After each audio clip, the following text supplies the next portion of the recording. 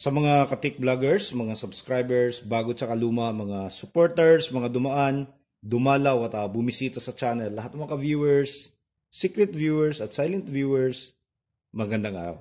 May ba tayo ng content ngayon dito tayo ngayon sa isang UV Care, isang 6-stage air purifier. Ang isi-share ko sa inyo dito kung paano ito bubuksan. Yung halimbawa gusto mo maglinis nito sa ilalim, katulad na lang dito. Ayan, napakadumi na ng ilalim nito kung paano natin bubuksan. Para naman kung halimbawa ayaw nyong dalhin sa mga gumagawa at ipapalinis, gusto nyo kayo lang. So ito yung ituturo natin sa inyo para maiwasang merong maputol sa ilalim, mabasag o kaya magkakaroon ng ibang damage or sira sa pagbukas pa lang. So ituturo natin sa inyo kung paano nabuksan natin to ng safe at malinis natin ng maayos sa loob. Pero kung yung gusto mo ay yung filter lang, so napakasimple lang. Ayan, ganyan lang siya. Tapos ito, dito lang yung paglilinis ng filter. Ayan. Tapos tanggalin natin to. Ayan. So ganun lang to, pwede nating labhan to. Ayan, so ito, ayan. Ganun lang, babras lang natin. Malilinis na siya. Malilinis na siya sa loob.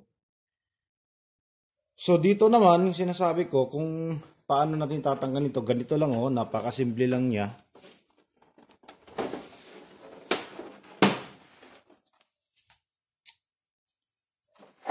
Ayan. So meron tayo ditong 11 screw. Ayan. Dito. So tatanggalin natin lahat yan. Pag natanggal mo na yan, luluwag na. Pwede mo nang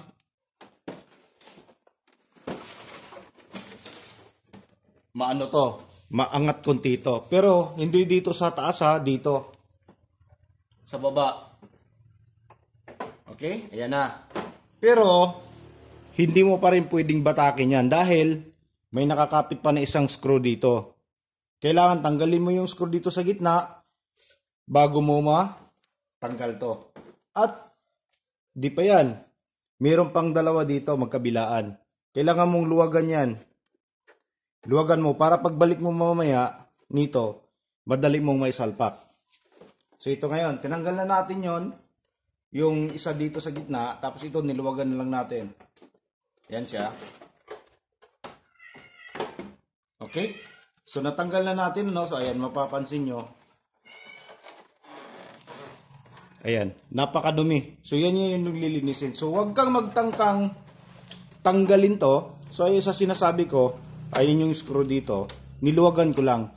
Kasi pag tinanggal mo yan, pwede mong mahatak to. Pag nahatak mo yan, pwedeng maputol yung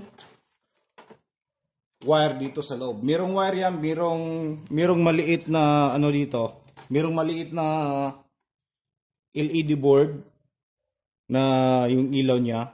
Pwedeng mahatak at maputol yung maliit na board. Pwedeng mabali yun.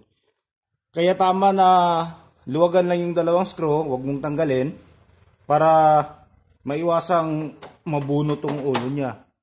Okay, so malilinis mo na yan, maaabot mo na ng ganyan ng brush. Ayan, so ganyan lang siya. Ayan.